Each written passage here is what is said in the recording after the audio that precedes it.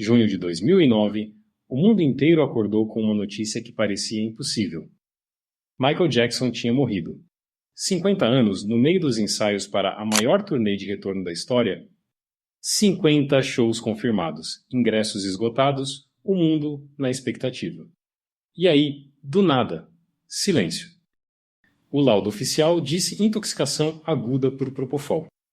O médico pessoal dele foi processado, julgado e condenado.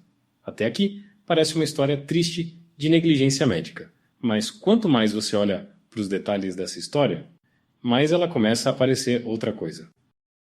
Hoje a gente vai separar o que é fato verificado do que é teoria. Porque tem coisa aqui que foi comprovada na justiça, tem coisa que a própria família fala abertamente e tem coisa que, convenhamos, é difícil de ignorar. Quem ganhou com a morte do Michael? Quem pagava o médico dele? E o que a filha dele disse numa entrevista que foi longe demais para ser ignorada. Fica até o final. Esse vídeo vai fundo. Vamos começar pelo que é fato. Sem teoria, sem especulação. Só o que foi provado dentro de um tribunal. Tom Conrad Murray era cardiologista. Não anestesista, não especialista em sono, não psiquiatra. Cardiologista. E esse mesmo médico passou meses aplicando Propofol em Michael Jackson dentro de casa, toda noite, como se fosse um sonífero qualquer. Propofol é o anestésico que te usam em cirurgia. Aquele que faz você contar de 10 para baixo e apagar na cadeira do dentista, mas 1000 vezes mais potente. Esse negócio é usado em centro cirúrgico, com anestesista, monitor cardíaco, enfermeiro do lado. Não em quarto de mansão alugada em Los Angeles às 3 da manhã. E ficou comprovado no julgamento que Murray encomendou mais de 4 litros dessa substância durante os 2 meses que antecederam a morte do Michael. 4 litros de anestésico cirúrgico para um paciente com insônia, em casa. Na noite do dia 25 de junho de 2009, Murray aplicou a dose, saiu do quarto e deixou o maior de rua, sozinho, sedado, sem monitoramento, sem equipamento de emergência por perto. O que ele foi fazer? Ficou numa ligação de mais de 30 minutos com o próprio consultório em Las Vegas. Depois mandou mensagem para uma namorada. Depois ligou para outra. Quando voltou para o quarto, o Michael já não estava respirando. E aí o cara demorou para chamar o socorro. Antes de acionar o 911, a primeira coisa que Murray fez foi mandar o segurança guardar os frascos de Propofol que estavam espalhados pelo quarto. Isso também foi depoimento no tribunal, ok? Não é suposição. Quando o socorro chegou, o Michael já estava em parada cardiorrespiratória. E Murray não revelou para os paramédicos que tinha dado Propofol nele, o que prejudicou diretamente o atendimento. Mas espera, se a IG queria o Michael vivo para fazer os shows, por que alguém iria querer ele morto? É aí que entra outra camada dessa história. E essa parte vai além da negligência médica.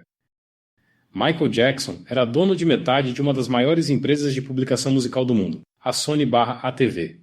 Um catálogo que incluía músicas dos Beatles, Elvis Presley, Rolling Stones, Bruce Springsteen e muitos outros. Tocou qualquer uma dessas músicas em qualquer lugar do planeta, Michael Jackson recebia. Em 2009, essa participação valia mais de $1 bilhão. E a Sony queria comprar essa parte há anos. O Michael nunca quis vender. Em 2002, ele foi num evento público e chamou Tommy Mottola, então presidente da Sony Music, de diabo. Na frente das câmeras, disse que a Sony fazia pressão, sabotava a carreira dele para forçar uma venda. Que ele sabia que enquanto fosse dono daquele catálogo era uma ameaça para eles. Isso o Michael falou, com todas as letras. Nos últimos anos de vida, o Michael estava endividado. A Sony negociou as dívidas dele em 2006 e colocou na mesa a possibilidade de comprar a parte dele caso ele fosse à falência. Ou seja, com Michael vivo e endividado, a Sony podia acabar ficando com o catálogo de qualquer jeito. Mas com Michael morto, o espólio precisaria de dinheiro para funcionar. E foi exatamente o que aconteceu. Em 2016, o espólio vendeu a parte do Michael na Sony/ATV para a Sony por $750 milhões, bem abaixo do valor real do ativo. Para a Sony, a morte do Michael foi um negócio. Isso não é opinião, é o que os números mostram. É, Lauter, tá? Eu sei que parece roteiro de filme. Mas calma, porque tem mais. Circula na internet um áudio que ficou conhecido como a última ligação do Michael Jackson, feita para o seu ex-empresário pouco antes de morrer. Na gravação, ele aparentemente fala que não pode falar abertamente porque não sabe se estão monitorando a conversa. Que tinha pessoas que queriam fazer mal a ele, que tinha medo de ser morto de uma forma que parecesse overdose. Lembra o laudo oficial? Intoxicação aguda por Propofol. Em outras palavras, overdose. Agora, teoria à parte. Em 2017, Paris Jackson deu uma entrevista à Rolling Stone, a primeira grande entrevista da vida dela. Ela tinha 11 anos quando o pai morreu. E ela disse, sem hesitar, acredita com absoluta certeza que o pai foi assassinado. Que ele próprio avisava que um dia iam matar ele. Que toda a família sabe. Que foi uma armação.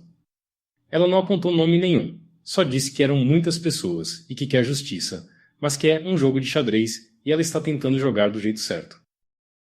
E a própria LaToya Jackson, irmã do Michael, falou logo depois da morte que acreditava que ele foi assassinado por causa do catálogo musical. Lisa Marie Presley, ex-mulher dele, contou na época que o Michael dizia sentir que tinha gente atrás da parte dele na Sony. Não é fã na internet, não é teoria de fórum. São a filha, a irmã e a ex-mulher. Pessoas que conviviam com ele de perto. Agora, sendo justo, a família Jackson também processou a IG Live, alegando que a produtora pressionou o Murray a manter o Michael ativo a qualquer custo. O júri absolveu a AEG em 2013. Não houve prova suficiente para condenar. E até hoje, nenhuma investigação foi além da condenação do Conrad Murray, que cumpriu menos de 2 anos. E depois da prisão chegou a ser flagrado ainda atendendo pacientes na Flórida. Então, junta tudo, um médico pago por terceiros, aplicando anestésico cirúrgico em casa toda noite, que demorou para chamar socorro e mentiu para o serviço de emergência. Um catálogo bilionário que a Sony queria há anos e conseguiu depois da morte. Uma família que diz abertamente que foi armado. E uma investigação que nunca foi além de um único homem. Não existe prova concreta de uma conspiração. Isso precisa ser dito. O que existe são fatos verificados, interesses financeiros gigantescos, declarações de quem estava perto e uma série de coincidências que são, no mínimo, difíceis de ignorar. No fim das contas, o que a gente tem de concreto é isso. Michael Jackson morreu numa situação que a própria justiça classificou como homicídio. O único responsabilizado foi um médico que ficou preso por menos de 2 anos. A investigação nunca foi além disso. E todo mundo que tinha interesse financeiro na morte dele saiu ileso. Pode ser negligência médica absurda, pode ser coisa muito maior. A gente não sabe.